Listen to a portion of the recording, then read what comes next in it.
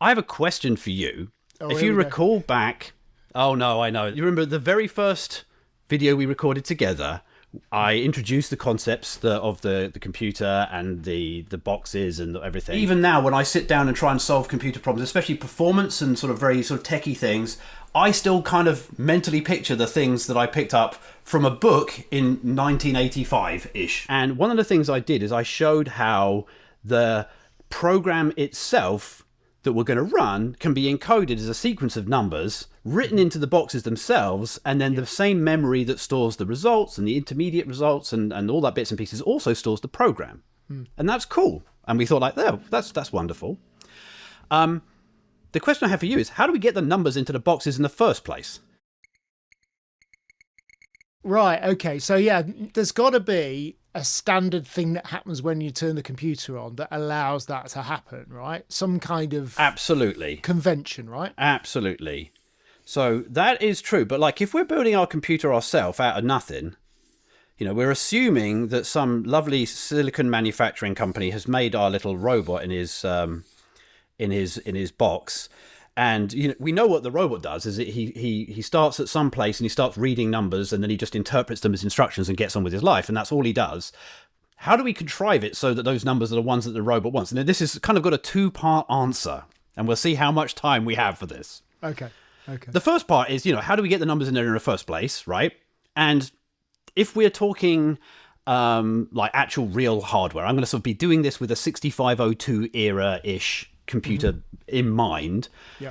And you might have seen, if you've seen, I'm sure you've done skits at the Computer History Museum, and they have lots of these old machines around. Some of them had physical switches on the front, and a way to put the numbers... Yes, like the Altair, for instance, where you click, click, click, click, click on the front. Yes, okay. Exactly right. So the Altair had this situation where, you would literally dial in the numbers, and then you press a button to write into a particular memory location, and then you'd have to fiddle all the switches again, and then the next one. So it's a very boring and laborious process, right? And so that's a miserable thing to have to do. And there is also a way of manufacturing a chip that has the number sort of pre-baked into it. And so you can make a ROM chip, a read-only memory, where all you're doing is building an integrated circuit who looks like RAM or like memory, but it's a big table of numbers.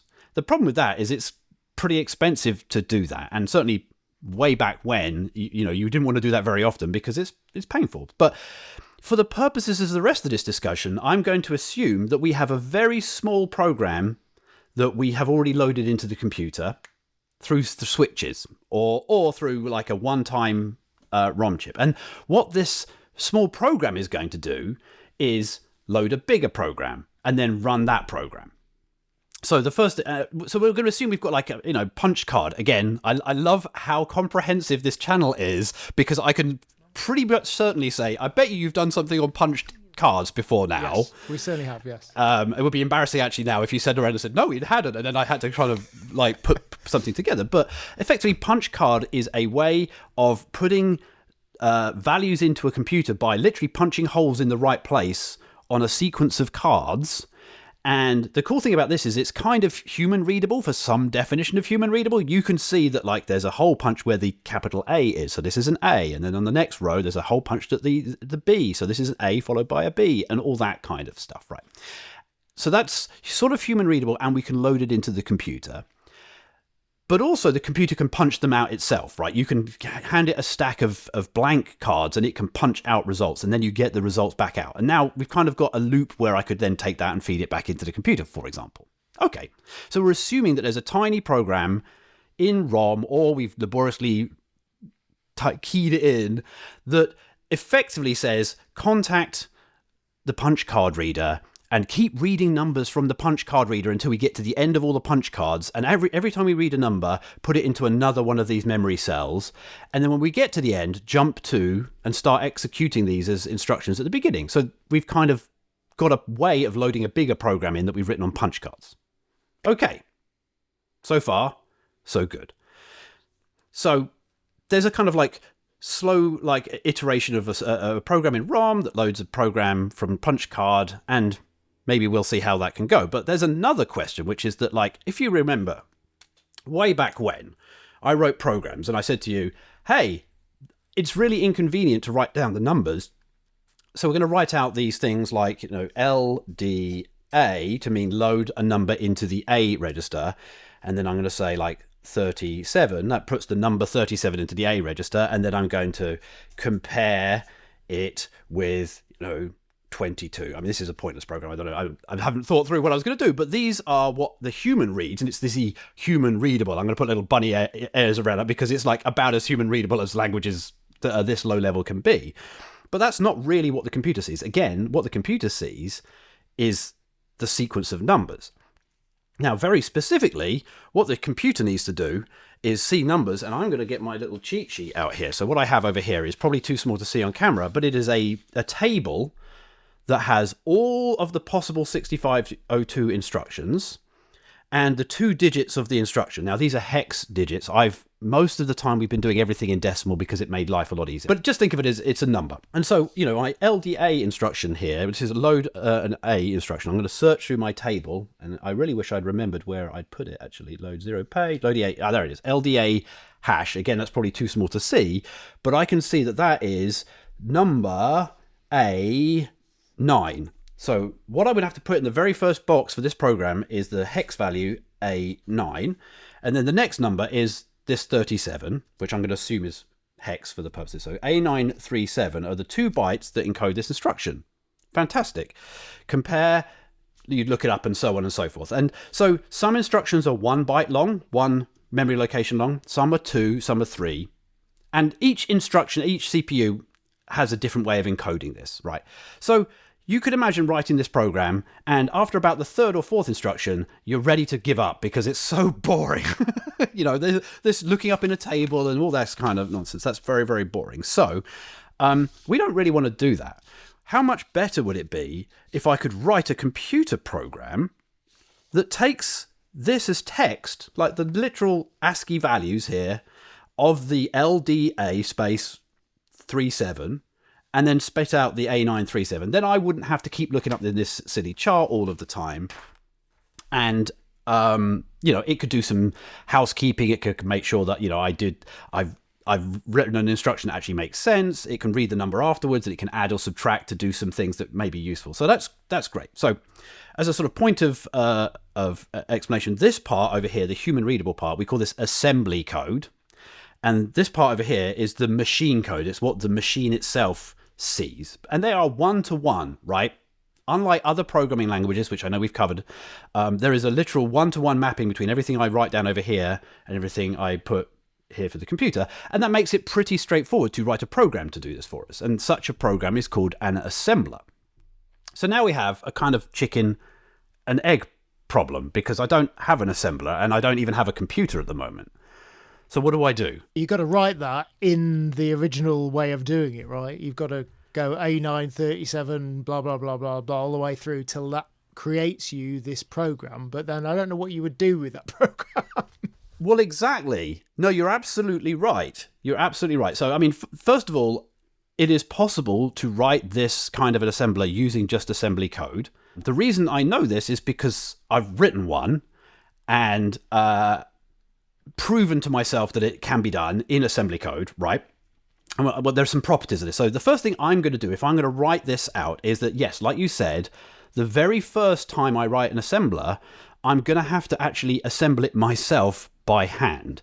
And so I'm incredibly incentivized to make it very short and very simple because it's going to be huge. Otherwise, it's going to be pages. And so what I might do, so like traditional 6502 assembly, anyone who knows it knows that there are all these various different addressing modes, and they're all conventionally written like with this either hash character or LDA and parentheses and a number, comma Y. That's all very complicated. So I'm going to simplify everything and make every single instruction exactly 4 letters long. So LDA here is actually going to be LDA hash, and I'm going to put the hash right next to the L to show that hash here means it's an immediate number. I'm just comparing literally or reading the actual number 37. And the same with compare. And then if I want to do this indirect load with Y, which is again a thing you can do with the Y register, adding it to some address, I'm just going to say LDAY because that's 4 characters long as well. And I'll do that for all of the instructions. And this makes things a lot simpler my assembler effectively has to take the text that's come in and go through a table of possible instructions and compare 4 characters and see if all 4 characters match up with the table entry. Then the table contains the opcode, this A9, and then some kind of indication about what to do with any other numbers that are left afterwards. So, for example, we'll have a table somewhere which will literally be the ASCII values, L, D, A, hash. Then it will be A9. Sorry, I'm going to put these little quotes around these to show that these are not the actual, this is not a number, this is the value of that. And again, I have my chart over here, which is incredibly dull, which is the ASCII table chart, which tells me that L, for example, capital L is 3C. So this would actually be 3C in memory, and so on, blah, blah, blah. A9, and then I would put 1 byte afterwards, say like O1, and that O1 is an indicator to the rest of the program that you should read another number and then just write one number in. So that would give us this A9, and then it would read 37 and write 37 in. And then you would look for the next assembly code. So I don't want to go into that detail because it gets very complicated very quickly. But I just want to show that that's what's going to happen. We're going to write a program that loops over this table and look for the instruction and then writes out the bytes that correspond to the instruction that you wrote. So let's assume that we have written such a program. What are we going to do with this program now? We've got a program that we've laboriously hand assembled. And we've got like, I don't know, a couple of 100 instructions at a guess. And by at a guess, I mean, it's a couple of 100, at least in the one that I wrote, that is simple enough to be able to do simple assembly code. And now, obviously, I would run my my now famous Fibonacci sequence program, and I would show that works. Hooray. And, and obviously, when the assembler finishes, it will punch out the tape with... punch out cards that have the actual byte values of the assembled program in it, so that I can feed in the text of it, which is a lot easier to punch out as a human, and then I get back a stack of cards that are the actual program, and then I can run those cards back into the computer and run my Fibonacci program. But this is very simplistic, right? I would like to be able to write the actual 6502. I would like to be able to put labels and comments and other things to try and make my life a little bit less miserable as a programmer when I'm writing the text of this. So I want to improve this assembler once I've written it. So what's the natural thing to do? You presumably write a better assembler using the assembler you've got, right? Exactly right. Am I jumping too far there? Not at all. No, that's exactly the right answer. So the first thing you'd do is, having hand assembled this as a test, actually, is you'd feed the text that you'd written down on paper. You'd then punch out the text and feed it to itself. And the result should be a stack of cards that are identical to the ones you fed in the first place. And if they're not, you've got a problem. And then you can kind of fix and iterate on that, right? So at that point, you have an assembler written in machine code by a human that can now assemble itself into machine code. And now you've got this sort of virtuous circle that you were sort of saying, now I can improve it, right? I can now write a version that has a slightly more complicated string matching system that actually lets me put spaces in the right places, that lets me write labels and other things like that. And so you start to improve it. And then, of course, you have to feed the next version of the assembler. First of all, the new assembler has to be written in the subset of assembly that you currently support, but it can itself support more instructions or more features. Once you've fed it through itself, you can then start adding new ones. And so you can kind of incrementally grow it over and over and over again. And I just think this is a bonkers part of computer history because, right, every program on every computer was built by a compiler or similar, which is a bit further down the line, but we'll get to that maybe in another video. But that compiler relies on itself being compiled, which and so back and back and back and back till eventually we get to an assembler somewhere on some computer somewhere, and maybe it was a different computer from the actual computer, as in different architecture. This is something called cross compilation, but somewhere there is an unbroken line back to some poor sap who had to sit down and write in the machine code an assembly program to assemble itself. And I love that. It's kind of like a DNA, following DNA all the way back. There has to be some kind of unbroken line. And that is one of the more fascinating aspects because, this sort of ability to self-assemble, self-host, is also referred to as bootstrapping, incidentally. And for the same reason that your computer, when you turn it on, or in the computer we've just been talking about, where we wrote a tiny ROM that then loads a bigger program, that loads a bigger program, that loads a bigger program, that now has the disk driver and can find the hard disk, and now the hard disk can run up, and now it can load the USB drivers, and now it can load everything else, right? That kind of thing. That is... the analogy there is pulling yourself up by your own bootstraps, which is obviously self-evidently impossible, right? You can't lift yourself by pulling your own bootstraps, but that's what the analogy is, and that's where booting comes from. And so we're also, in the same way that a computer boots up by kind of starting small and growing, even the process of writing computer languages starts out small and works out big. And so you could imagine that once you've got your assembler up to this beautiful self-hosting thing that supports comments and error messages, which obviously my first version does not, it just breaks and stops if you got anything wrong, you might be tempted to say, well, it might be better to not have to write in assembly at all. I would like to write in a simpler language, a high level language like C, which will make everybody laugh because C is like very much understood to be a low level language, but compared to machine code, it's a couple of rungs up the ladder.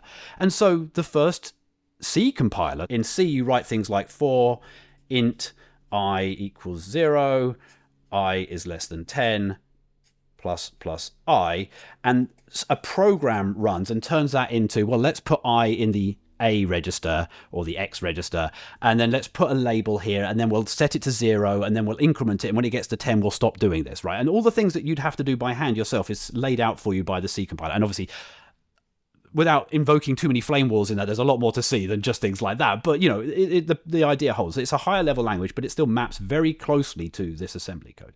So obviously you can write your first C compiler, but you have to write it in assembly, which you can then feed to the machine code version, right? And then once you've reached a point where your C compiler feels stable, you're going to rewrite it. And you're going to rewrite it in what language, do you think? Because assembly is really inconvenient. It's going to be C, right? It's got to be. It's going to be C, yes. This is the inception moment, right? Again, for this. Whereas with assembly, we kept writing assembly in assembly until we got to a point. Now we've reached a point where we've written an assembly program that compiles C programs, and it's good enough for us to then feed a completely new program that is also a C compiler, but written in C into it. Now your mind explodes at this point. And at that point, C becomes a self-hosting language, provided, again, we never lose a working C compiler. We can always compile our new version of the C compiler in C to make new C compilers, right? And so on and so forth, right? And so it's almost, and just to sort of bring this into the fore, most modern programming languages, you've heard of like Rust or C++ or whatever, they have this sort of moment where they go from some initial implementation language, be it C or assembly or Haskell or whatever, some other language, they get to the point where the compiler is sophisticated enough to be able to write that language's compiler in its own language, which is kind of a proof of concept, right? If you've designed a programming language, it ought to be powerful enough to write itself in. And there's a sort of like switch where you kind of have to swap everything over and you kind of wave goodbye that original implementation and you never go back to it. You've kind of jettisoned it off. It was part of the, pupation into a self-hosting language. But then, there are so many, I see people posting on the internet, what language is C written in? And you go C. And you're like, well, how? How can you write it in itself? It doesn't make sense. And now you know.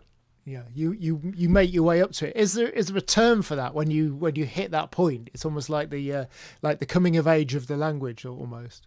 I believe they call it self-hosting. It's where the language itself is able to host its own tool set in its own language. And yeah, Is there a danger of people losing touch with why and how, and do you sort of mean this kind of like if somebody isn't keeping abreast of where it all came from, or does that not matter anymore? Are we beyond that? I mean, obviously enough people know about it and care about it, and I think that's one of the beauties of this sequence of conversations that we've been having, is that most of the time you don't need to know about most of the things that I'm talking about. Like, there are people who love it and care about it, and that will always be an unbroken line back, I think, to this. And I mean, I certainly, I went through a period of time where I thought to myself, gosh, because of the age I am and the computers I was exposed to, I know all this stuff, right? And the books that we've talked about. How on earth can, the students that are coming into my company know all this stuff? But it turns out people are interested in this, or a certain set of people is, and they will come and find it anyway. They will go out of their way to find these details. And somebody needs to know this stuff, but not everybody. But it's fun.